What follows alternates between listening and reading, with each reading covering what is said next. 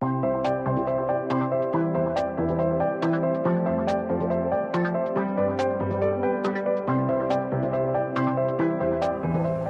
me on the screen, Is that where I am? Okay. the right, is Dr. Lee Shulman. You may recall, early and mid-'80s, he mentioned this little phrase called pedagogical content knowledge, and it's driven the research agendas of most of the people in this room, and we're just honored and thrilled that he's going to be able to do this keynote to kick off the summit, where we grapple with the research agenda for PCK research in the future. So he spent most of his academic career at Stanford University out in California.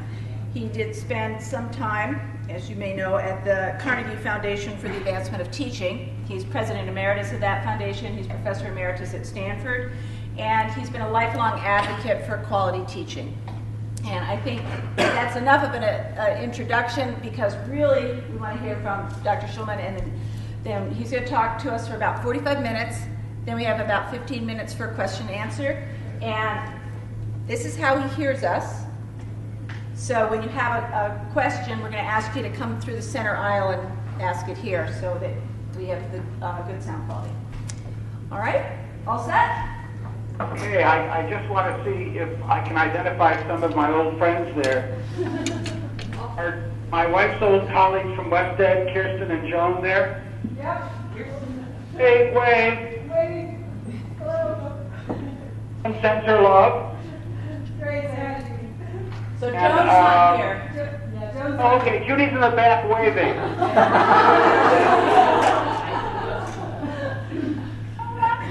I know you do. This is going to continue in this informal way. I just want to warn you. Are Mandy and John here from Monash? Yeah. Hi. Hi, Lee. John, you're having to age as much as I thought you would. The video does wonders for us, Lee. Has Heather made it from Boston? Yep. Where's Heather? Hang on, we got a pan. Okay. There she is. And all the people I know except for John are sitting in the back row. All right, and who's there from the University of Leiden in the Netherlands? Let's see. Ah, okay. I was a visiting professor in Leiden in the medical school in 1969, and I can still say Oegstgeest in Scheveningen. That's very impressive. Needs to come back. You need to come back one day. And she was wonderful. All right, friends. I have to confess that I, in some ways, feel a little uncomfortable talking about pedagogical content knowledge now. The way I feel about it is I feel a little bit as if I'm the biological father of a baby I gave away when it was 5 years old. And all of you are among its very, very devoted foster parents who, now that it's in its emergent adulthood, know far more about what it's like now than I possibly could, because, I've, as Jan said, been caught up in a number of other things in the last, it's 30 years. And so I think the best thing I can do, and Jan agreed that this would be appropriate, is to take us back and rethink with you where this idea came from, what its provenance and its motivation were. And now, looking back at it, what I see as its strengths, but also what I see as its weaknesses. Because I think it certainly has weaknesses, and I trust that many of you are shoring those up and elaborating and going beyond it, as should be the fate of any reasonably good idea. So I try to ask myself, what are the very first roots of this idea that I can remember? And what I remember is sitting in an undergraduate classroom at the University of Chicago with a professor who, quite ironically and coincidentally, was at the same time having an enormous influence on something called the biological science curriculum study. His name was Joe Schwab. And I was studying biological sciences and the philosophy of science with Schwab as an undergraduate. And the truth is, this wasn't in the 60s, it was in the late 50s. Of course, I was only 4 years old at the time. University of Chicago admitted people at a very early age. And Schwab was regularly talking about a very difficult idea. Very few of us really understood what he was talking about, frankly. Though we got glimmers. It was the structure of the subject matter. And he was working on concepts of the structure of subject matter, the organization of knowledge, and how that relates to how people come to know it, while he was designing the University of Chicago's undergraduate science curriculum, but also, which I didn't learn until later, while he was trying to disrupt a bottleneck, BSCS. As Schwab described it a number of years later, the scientists who were trying to invent BSCS had come to a stalemate. They absolutely couldn't move to the development of a curriculum. They were constantly arguing. And Schwab and a couple of others had this great insight. And their insight was that the reason they were arguing is that tacitly they had competing conceptions of what biology was. For some of them, biology was a bottom-up discipline that went from the cell to the ecosystem. In fact, for many of those who thought about the cell as the starting point, it really ended with organisms, not with ecosystems. There were others who were very much in the tradition of Claude Bernard, and their starting point was structures and functions in organisms. And cells were not of much interest to them as a starting point.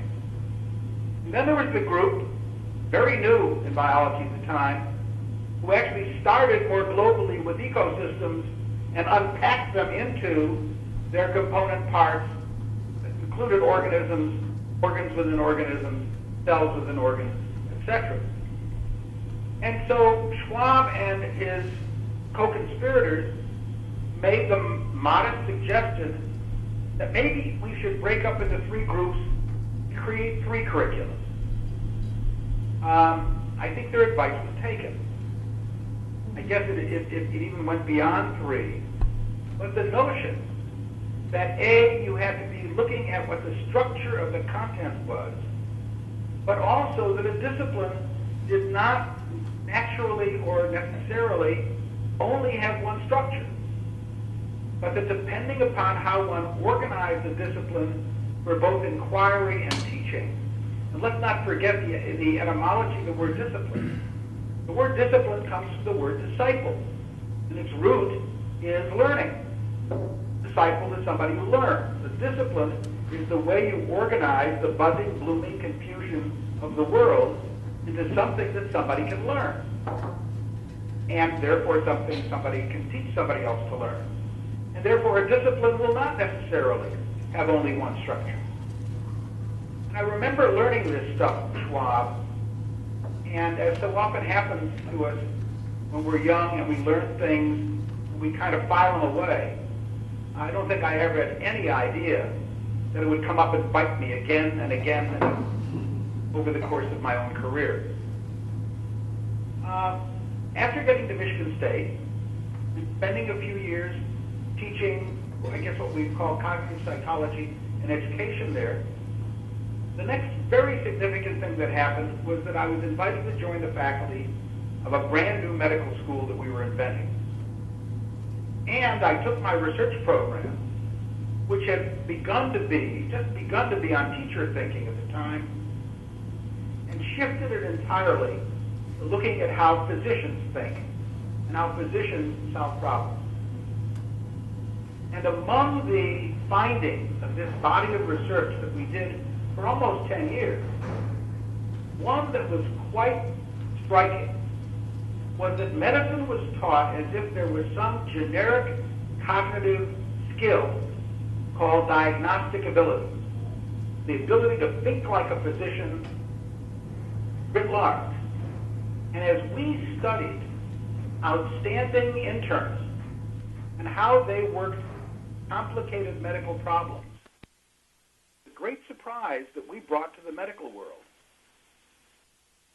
was there wasn't such a thing, diagnostic ability, that diagnostic knowledge and competence was domain specific. You didn't have generalized diagnostic knowledge, you had domain specific knowledge. Part about cardiovascular medicine, it didn't mean that if you were presented with a case of neurological dysfunction or of renal dysfunction, that you'd be very good at diagnosing it. And again, that sat in my work in medicine, and I never quite consciously connected it back to the stuff I learned from Schwab, nor to the work that we began in the later 70s in what was called the Institute for Research on Teaching at Michigan State. And the big contribution of the IRT was to shift the focus of research on teaching from research on teacher behavior, that was then fondly called process product research, but the processes were all behavioral. Research on teacher thinking, teacher knowledge, teacher planning, teacher decision making, teachers' conceptions of their subject matter and how that related to how they performed. It was really quite a major shift. And as I look back on that shift, you know what strikes me?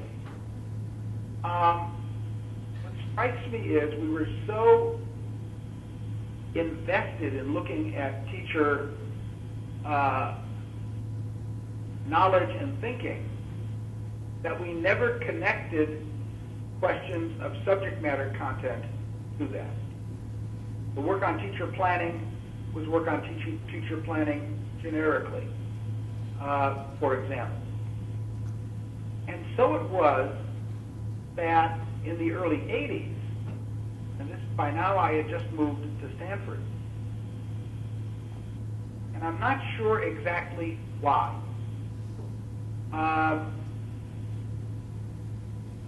The notion that there was a missing paradigm sort of hit me between the eyes.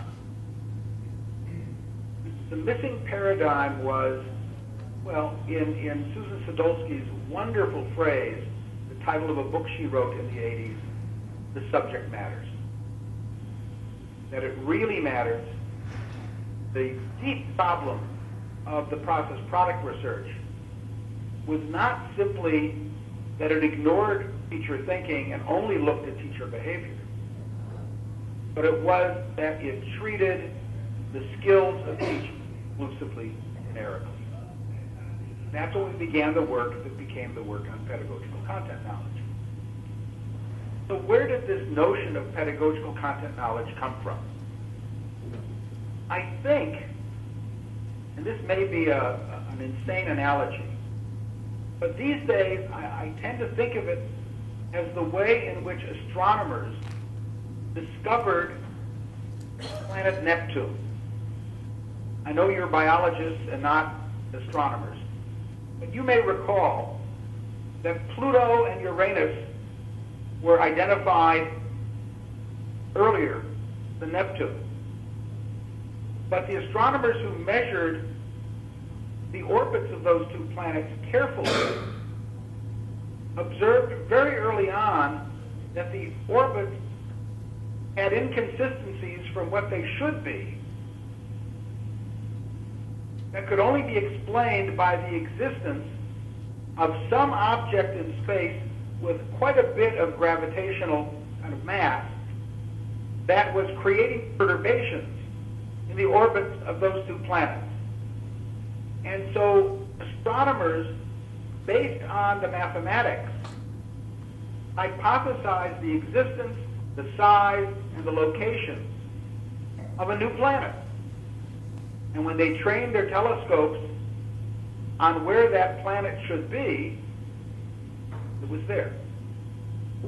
And then they were able to spend, and I guess they're still doing it, hundreds of years trying to find out its characteristics. That's kind of the way I felt about the PCK. So it isn't what I called it then. God knows, must have been a bad dream. It certainly was not a phrase that was ever going to be picked up and become popular. But it was that we kind of knew that there was a category called content knowledge. There's been a lot of research on content knowledge, and one of the striking things about the relationship empirically between content knowledge and teaching, relationships seem to be far weaker than they ought to be. And there was a lot of variation. By the same token, we had several decades of experience measuring generic pedagogical skill and knowledge, and that had better correlation with teaching and teaching practice themes than content knowledge alone. But that was still generic. And I think it was only then that we began to put together the much older findings from medicine and think, you know what? If the work of a physician and the quality of physicians' diagnoses and treatment decisions is domain specific, what makes us think that this is the case with teaching as well? And so the work on pedagogical content knowledge began. It began with a multi-year study called the Teacher Knowledge Project, sponsored quite coincidentally by the Spencer Foundation, which I think is also supporting your visit here in Colorado Springs. The Spencer Foundation supported that work, and we studied how to learn to teach within content areas. And there were a few graduate students without whom that work wouldn't have gone anywhere near as well as it did. Pam Grossman did work on pedagogical content knowledge in literature. A fellow named Sam Weinberg did it in history. Suzanne Wilson also did it in history. Bill Carlson did it in science. I mean, there were a number of really good graduate students who worked on this. Sigrid Goodman's daughter did it in social studies. And slowly but surely the knowledge grew. And then came a very critical challenge and opportunity. While all this was going on, Gary Sykes and I, Gary was also a graduate student at the time, were invited by the Carnegie Commission on the Future of the Teaching Profession to do a policy analysis of whether something like a national board would make sense in teaching. And since I'd worked in medicine, it was like an interesting question. And when we finished the policy paper, we came to three conclusions. One was that it was a great idea. Teaching ought to have a national board. The second was, but it couldn't have just one national board because teaching was not teaching was not teaching. Really accomplished teaching had to be looked at contextually, which meant it had to be content specific. And so we proposed that there be different boards for different teachers who taught at different levels and different subject matters. That meant it was going to be far more expensive, far more complicated. You know the drill. And the third thing we argued was if you try to measure the accomplished teaching and knowledge needed to do it, using the kinds of methods of assessment that were currently extant, which tended to be some combination of multiple choice tests of teaching and generic observation schedules used by generally principals who dropped in on classrooms for 30 minutes at a time and who didn't know any subject matter necessarily vis-a-vis what was being taught. We simply argued that if they intend on using those modes of assessment, they should not do anything because they would do more harm than good, they being the Carnegie Corporation of New York. What ended up happening was that the challenge was turned on its head, and I was given the challenge by the Carnegie Corporation to lead a research group to design this National Board Assessment for Teachers, where all we knew about it is it was going to be domain specific and it wasn't going to look like the National Teachers Examination. What's interesting, for those of you who know the National Board, and I suspect some of you do, is that in many ways the National Board, we worked on it for 5 years and handed the prototypes over to the National Board itself, which was created during that period, reflects a lot of the initial thinking about pedagogical content knowledge. It is domain specific. It is also developmental level specific vis-a-vis the students. We ended up, in spite of spending 2 years trying to see these aspects of teacher knowledge using very complex assessments that were simulations. They were beautiful simulations. But one of the things we began to understand is that teacher knowledge, even if it's content specific, is untappable unless it's also contextualized. That teachers teach what they teach to somebody in some setting. And unless you had a mode of assessment how captured the students they were teaching, the content, the setting, and in some ways the historical context in which they were teaching over a time period, you'd have a much impoverished measure of teaching competence. Needless to say, what we did design, therefore, was a portfolio-based assessment of accomplished teaching. It was a great idea. I think it still is. The board is still using it, and as we sit today, there are over 100,000 teachers that are board certified around the country, and a number of other countries are expressing interest. But, boy, that's really hard to measure. And if some of you are finding that the assessment complexities in this area of pedagogical content knowledge is really hard, they're really challenging, especially if you try to build in the other aspects of context beyond content, which is complicated enough. It just makes for a lovely assessment challenge. A lot of assessment and measurement people employed for many years. But I think it's why the assessment at the National Board, and now in almost every teacher education program that I know of in the country, there are portfolios. That's the way in which teacher development is documented, analyzed. And that's because of our growing understanding of the context specificity, not just the content specificity, of teacher understanding, teacher capacity. So what's interesting to me about the National Board work,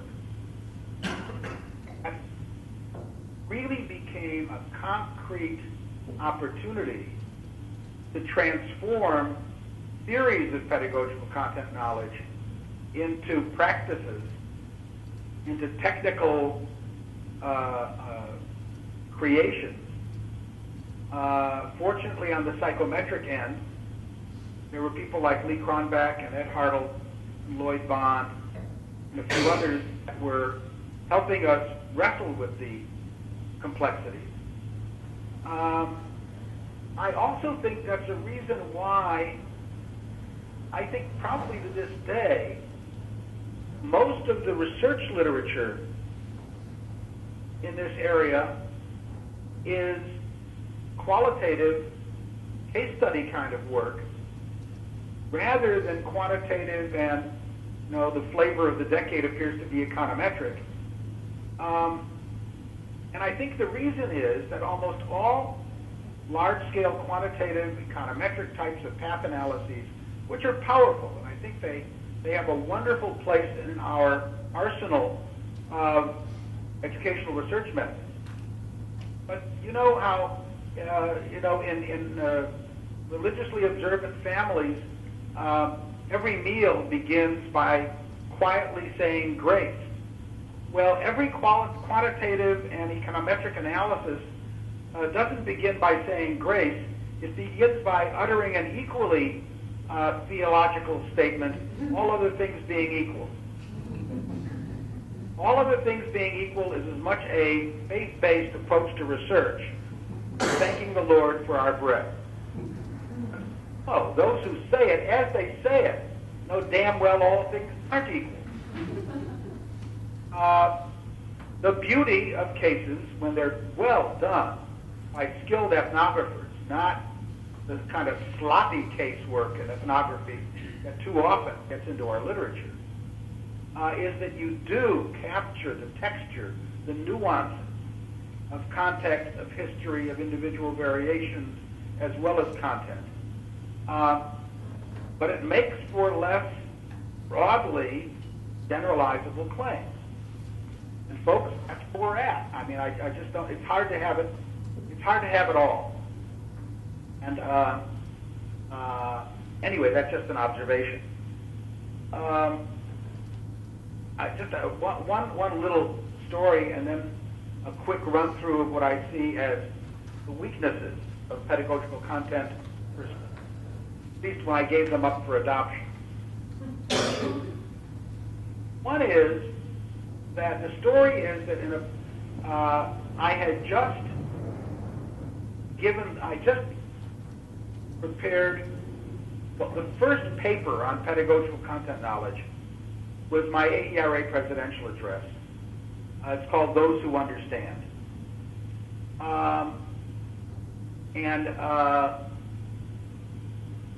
Couldn't have been done if Suzanne Wilson, one of those young graduate students, had spent several months in the library looking up all the teacher competence tests from the 1890s and 1900s, wondering what in the hell I was going to do with those. She didn't find out till she was in the audience at the presidential address. But then I circulated a draft of it before it was submitted for final publication in Educational Researcher. And I got this note from two people at Michigan State. A fairly young faculty member named Magdalene Lamb, and a doctoral student of hers named Deborah Ball. Don't know what's ever happened to those two since then. And they had been at the address, and they had seen a draft that I was still working on. I'm a very slow writer.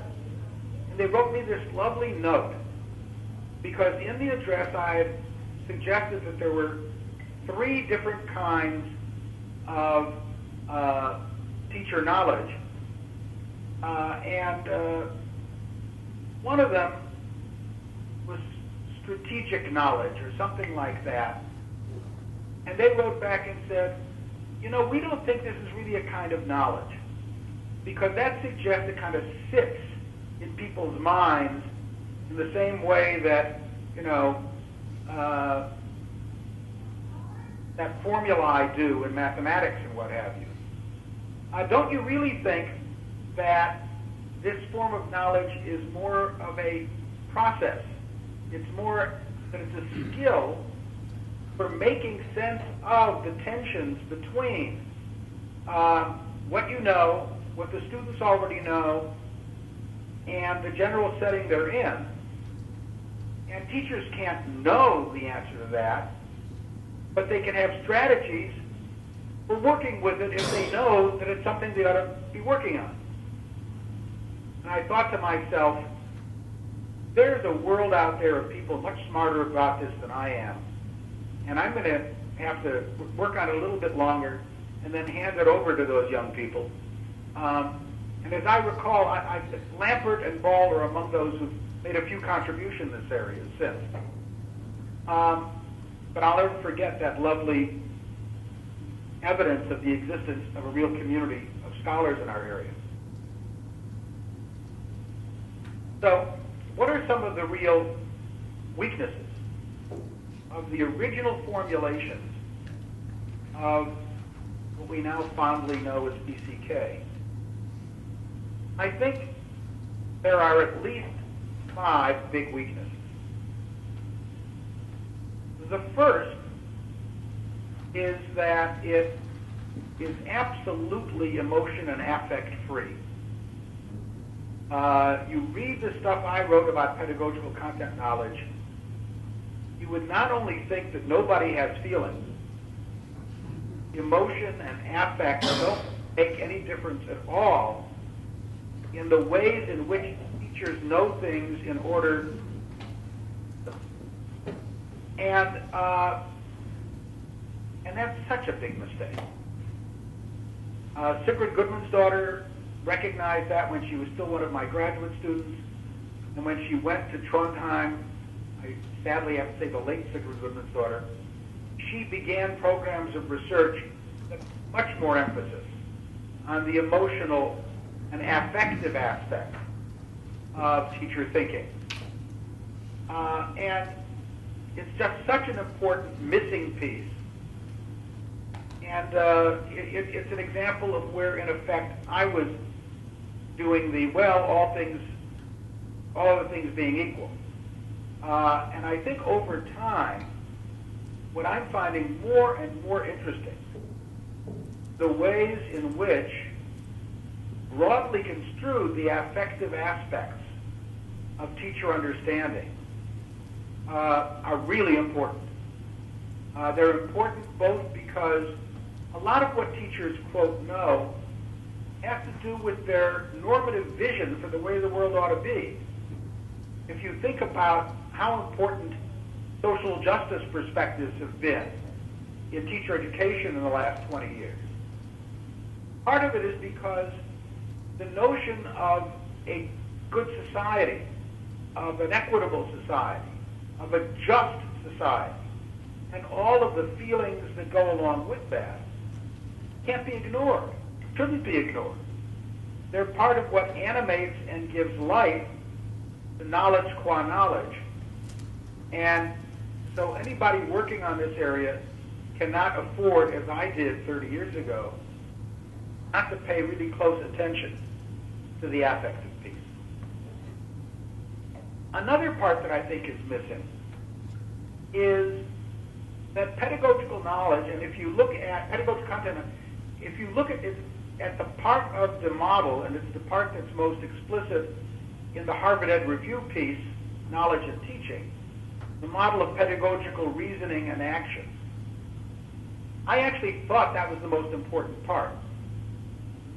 And although it's the model of pedagogical reasoning and action, it's about 85% reasoning, about 5% action, and at least 10% totally obscure.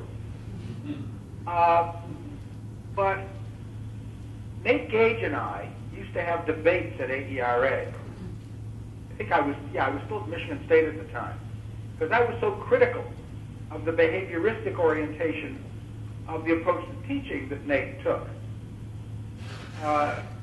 anticipating I would end up as his colleague at Stanford. And Nate once said of my work that it reminded him of the work of Guthrie, one of the learning theorists of the 30s, who was accused by behaviorists of leaving rats lost in thought. And he said, Shulman, you leave teachers lost in thought. Because so much of the work, I was trying to compensate for only looking at teachers as people who acted, who behaved. And I overcorrected. And I think if you look at the work on pedagogical content knowledge in the early days, it so emphasized teachers as thinkers, as problem solvers, as decision makers, that it was almost as if they were sitting in some ivory tower. And it wasn't all about, what am I going to do with all this thinking I'm doing? And to what extent is the thinking I'm doing consequence of what I've done and what its sequelae have been? And so I'd say the second major law of pedagogical content knowledge is it was too cognitive. It was too much in the head. And I have to say, that was related to one of the downsides of what happened to teacher education when, in some ways, teacher knowledge won and process product lost. And it's a flaw that a number of you are trying to repair now. And Heather, I can't see you, but I know you're in the back, probably dozing quietly. But Heather's former colleague, Deborah Ball, is working very hard on it, and so is Pam Grossman at Stanford. And that is putting attention back on the technical training, habit, learning to do something aspect of teacher knowledge, and not leaving it as a kind of black box. That was a repair that was long overdue, and we saw the need for it because look how many years teachers as reflective practitioners was the banner that we flew, except that the reflective part is what we studied, and the practitioner part was muttered sotto voce. Finally, we're getting to recognize that you have to look at both together. It doesn't make much sense, reflective, about practices you're not skilled at performing. And teaching is a form of skilled performance. Surgeons have to reflect on their practice. But damn it, they better learn how to make a good incision. Or their reflection in the published articles. There wasn't enough about setting or context in the early work on pedagogical content knowledge. And there really wasn't enough about outcomes. When we threw out process product research, we replaced the behavioral processes with intellectual processes. But you know what? We had a tendency to throw the products out and not spend a lot of time looking at the relationship between how teachers thought and evidence of learning for kids. And again, it's something that all of you are beginning to repair, but I'm here to do a mea culpa, talk about what we didn't do. That leaves you with things to repair. I could go on with some other flaws, but the point, what was interesting to me was that these were absent in the original theorizing of pedagogical content knowledge. But when I look at the work we actually did practically developing a prototype for a national board, almost all those things except the affect is in the scoring system and in the portfolio designs for the national board. So as soon as we have to do some real practice growing out of these ideas, began to repair the problem, though I don't think we were as conscious as we should have been about how deep the problem was embedded in the original theorizing.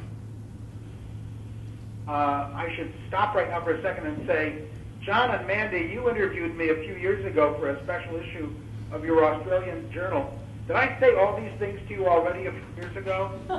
Well, the one you haven't told me, which I think is worth talking about, is the time you were in DC, I think, when the newspaper article came out, you know, when you were doing the board.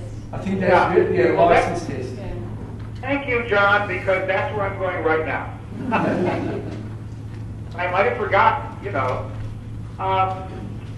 When I then look back and say, you know, what was my motivation for going in this direction at all?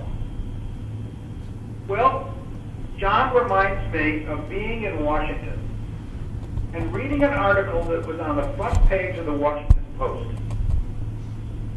And what happened was a journalist, a young journalist, who wanted to write about teaching, knew that there was a national test that was used by the states as one of the bases for licensure.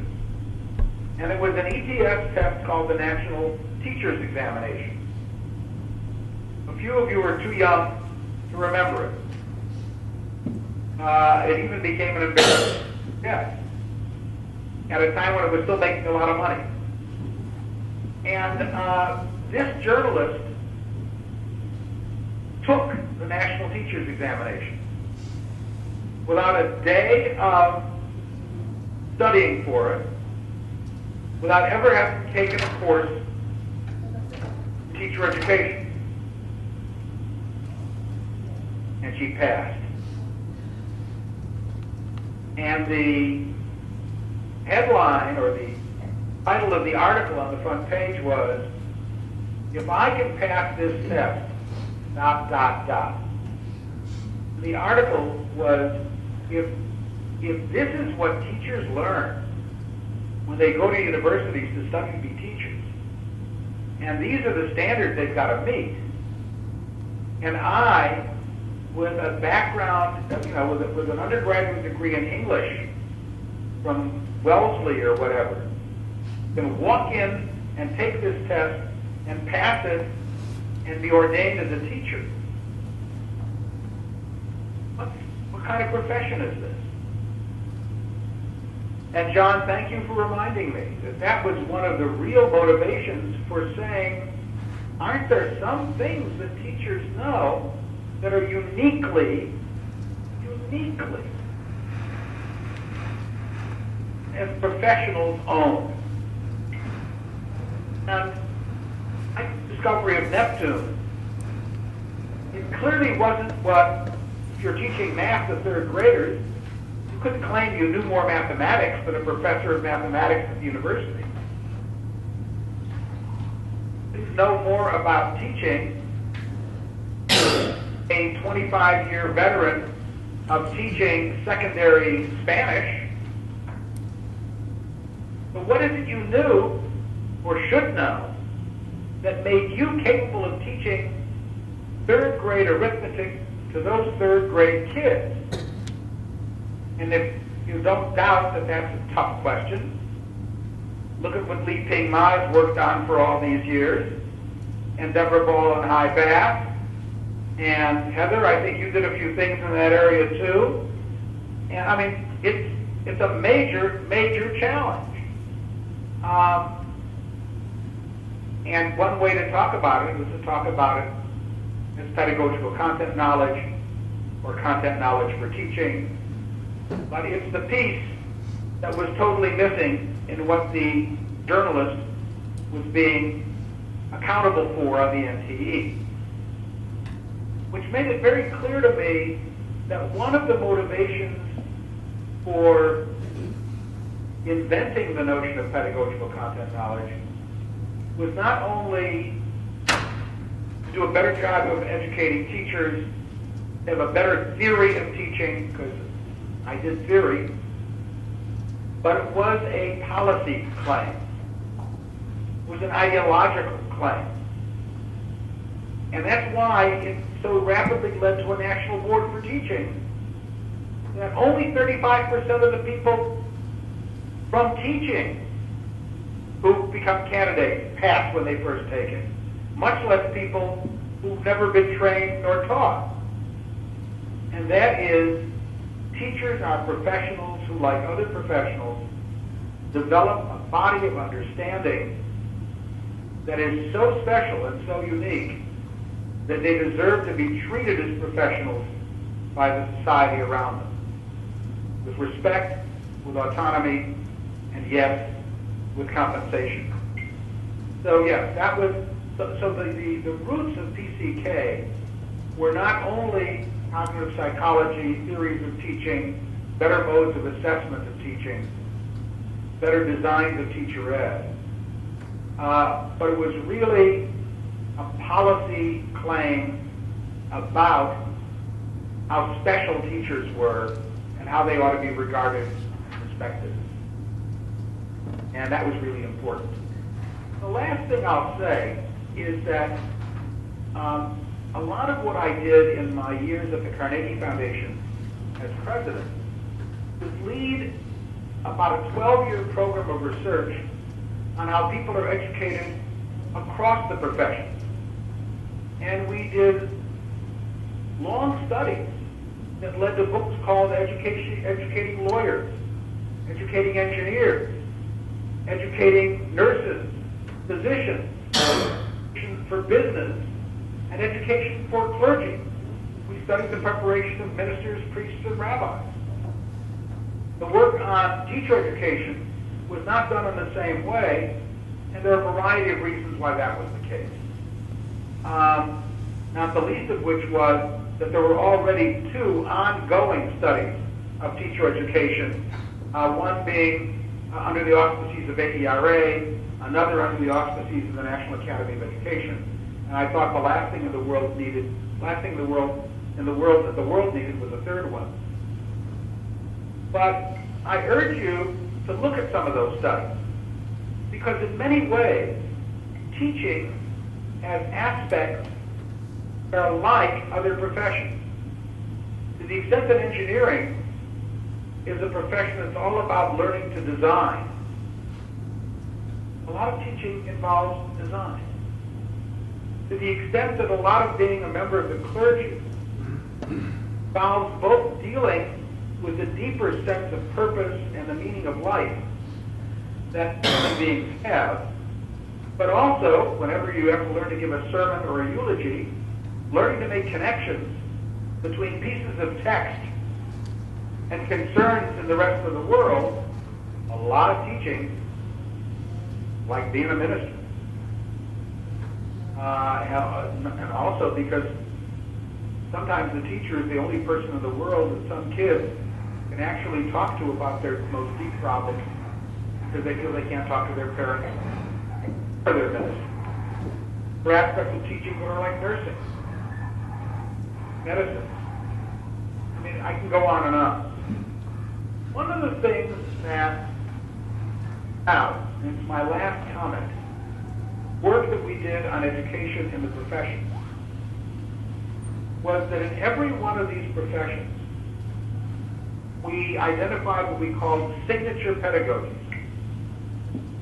profession-specific modes of teaching that we associate with that profession that seem fitted to what it means to learn to be a member of that profession, to learn to think like a lawyer, to learn to act like a nurse as a patient advocate, to learn what it means to think like a designer. And that's another topic entirely, but one of the fascinating things that has emerged from that work on signature pedagogy is that on the one hand, they are indeed domain-specific. There's a kind of pedagogical professional knowledge, if you will. Somebody who's a very skilled teacher of tort law or criminal law can't just take those skills, theatrics. Not only because content is different, but the signature pedagogies of medicine are themselves different from the signature pedagogies of law. But that said, one of the things we think we understand now is there are underlying principles of professional education that are the deep structure of all those pedagogies. And they're really fascinating. And what's even more fascinating for us as teacher educators is some of those are absent in most teacher education. And one of the things that I'm concerned about now is why doesn't teacher education have a fully developed, intentionally practiced, powerful set of signature pedagogies like other professions? And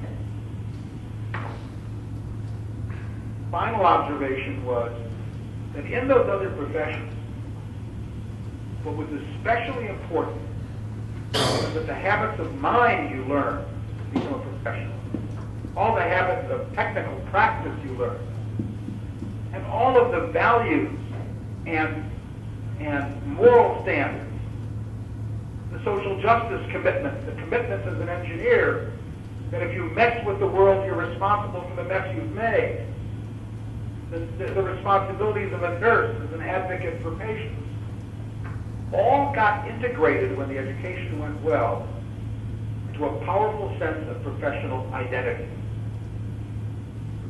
And I have a feeling that when the dust settles and we think about what it means to truly learn to be a science teacher or a math teacher, it isn't only learning to think certain ways and practice certain ways. It also involves developing an identity. And is Jennifer Helms there as one of the evaluators? Yes. Where are you, Jennifer? Back here.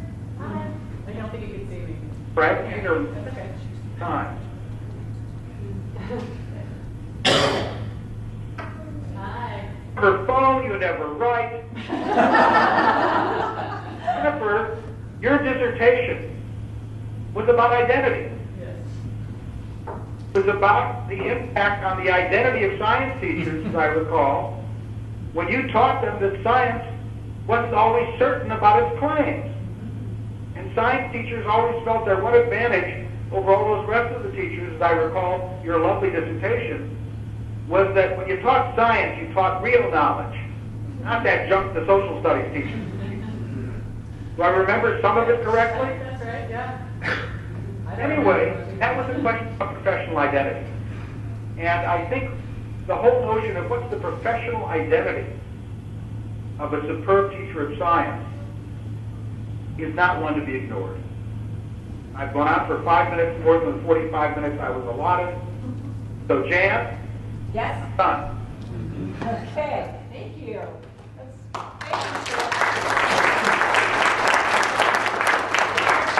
There may be some provocative, I hope, questions to throw back at me.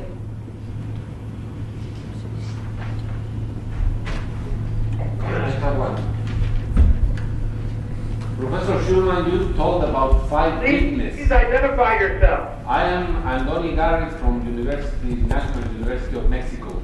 Aha. Aha. And you... Hairline and a fine beard. Yeah. Well, I sound Spanish, maybe it's for that. But I would like to know the 5 weaknesses you mentioned, because we lost the last 3 of them. Oh, the sound didn't come over? Yes, please. I think because of the narrative shape, it was hard for some people to capture what the 5 specifics were. Okay. Let me preface this by saying I get very nervous about making lists. Lists, numbers on them. People think I really know what I'm talking about. No, the truth is, if you look at the first few papers on the knowledge base and teaching, the categories I offer are actually inconsistent paper to paper. And I was doing a seminar in Tel Aviv with some Israeli students, and they were reading these things very closely, as if they were biblical or Talmudic texts. These are inconsistent. How do you explain the inconsistencies? And I said they are purposely inconsistent because, frankly, I don't know what the knowledge base of teaching is. I just know that it will make sense to unpack teacher knowledge and think about it in categories. But if I gave a set of categories that were always the same, people would think that that question is now answered, and I really don't believe that. I think one of the beautiful things that many of you have done is to really muck around those categories, because those papers were written, I have to say, I was very self-conscious about those papers being incomplete. I left a lot of work for the rest of you to do. Then when you weren't looking, I left the field. I think in any event, I don't know, remember, I said the five, I'll give you the five as I have them in my notes. I don't remember if that's the way I said them. The first is that pedagogical content knowledge, as I conceived it, was without emotion, affect, feelings, motivation, all of the non-cognitive attributes. And that was a big deficiency. Second is that it was, I got to put my glasses on, I'm sorry. I've got the reasoning, small reaction, yep. That it was all about thinking, and it didn't come up to action. So, to the extent that it was a description of what teachers needed to know and be able to do, to use the national board language, it was all about what teachers needed to know, and it said far too little about the importance of what they had to do. A third was that it was insufficiently attentive to questions of broader social context.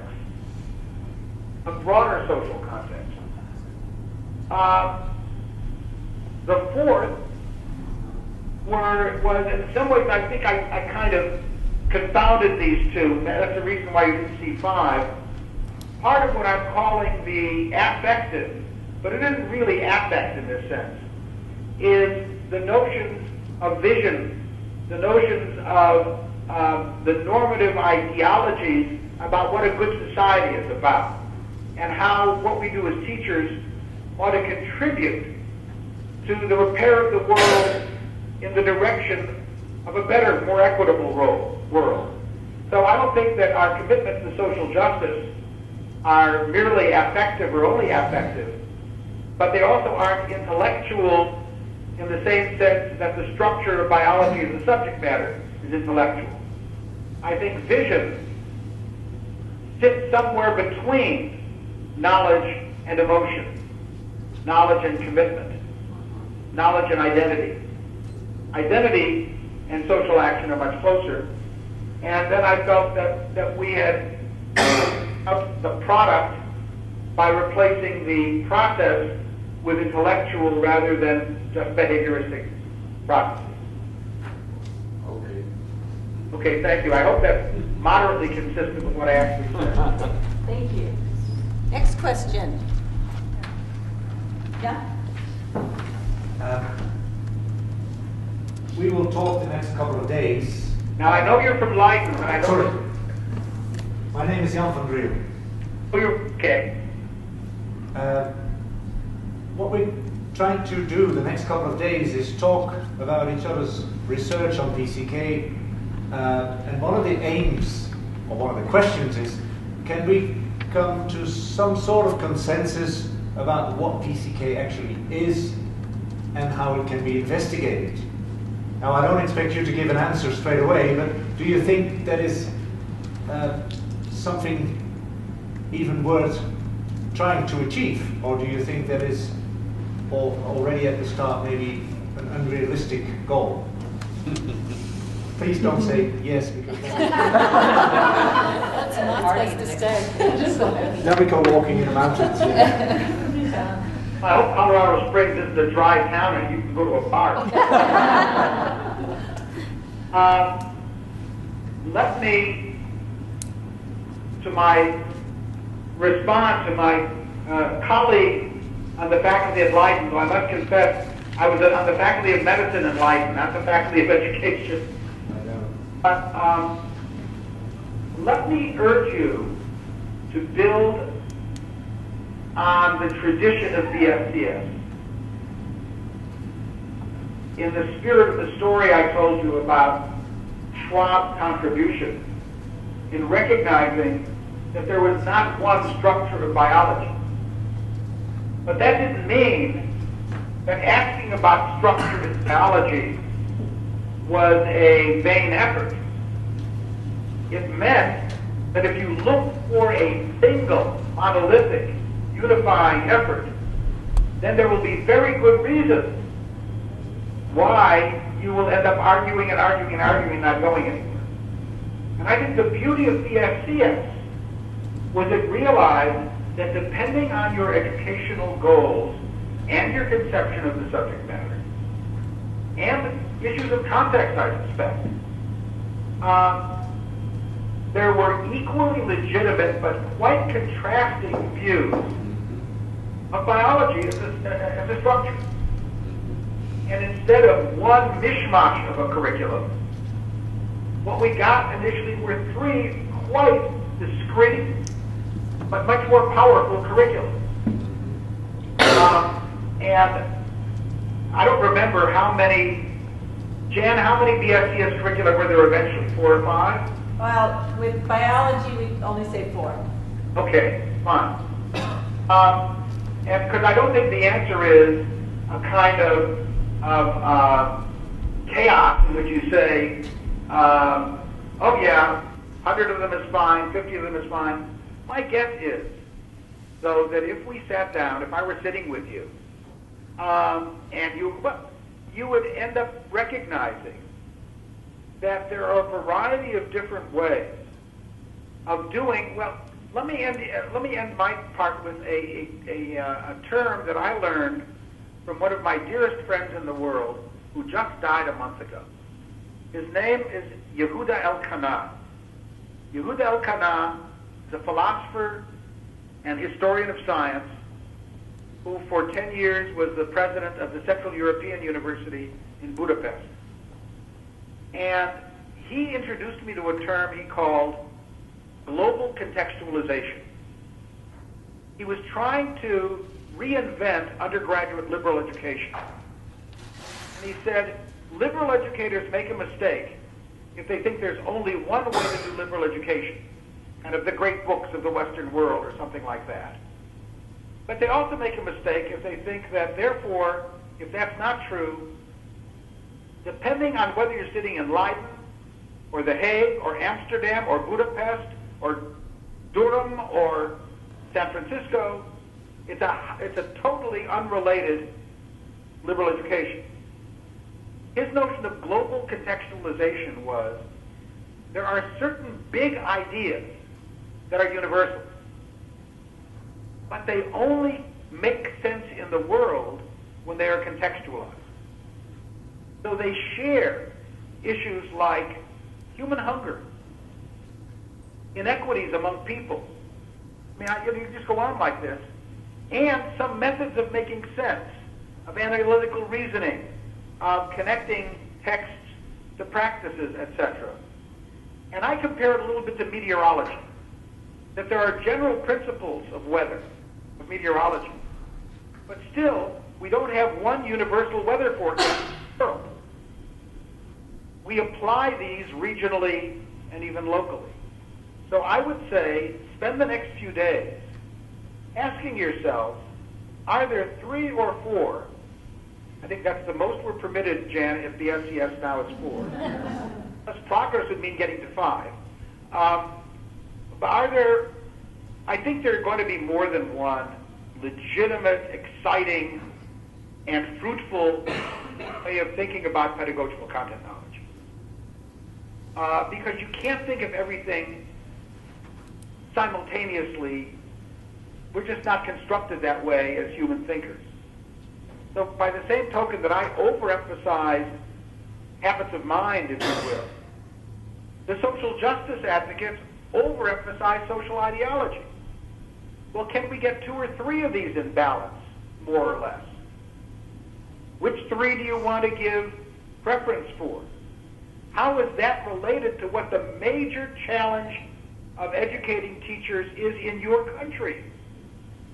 Maybe if you're in Germany or the Netherlands, the content that the teachers know is not your issue. It's their ability to do transformations and representations and what have you. But you know, in elementary math and science teaching in the States, the content is a terrible challenge. Because so many of the people who decided to become elementary school teachers did it because they were promised there was no math and science there. No, I mean, maybe I'm exaggerating, but you know what I'm saying.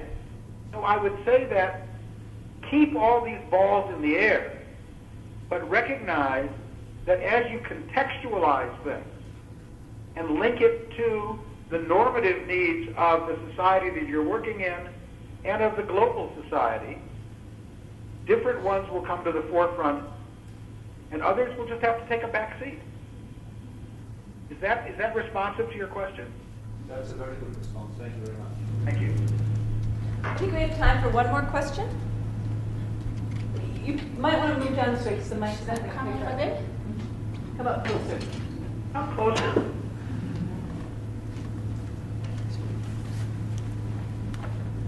My name is Elizabeth Mabunga from South Africa. Welcome. I'm a new entrant into this field. I've just completed my PhD pursuing PCK. I just want some clarity. No, you said pursuing it. I was wondering what you...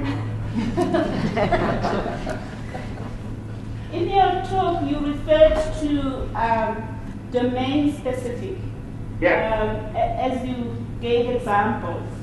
I'd like to ask you to explain that more. Whether do you see that phrase meaning subject-specific or the different divisions within a subject? What do you mean by domain-specific? Well, the bad news is it means even more than that.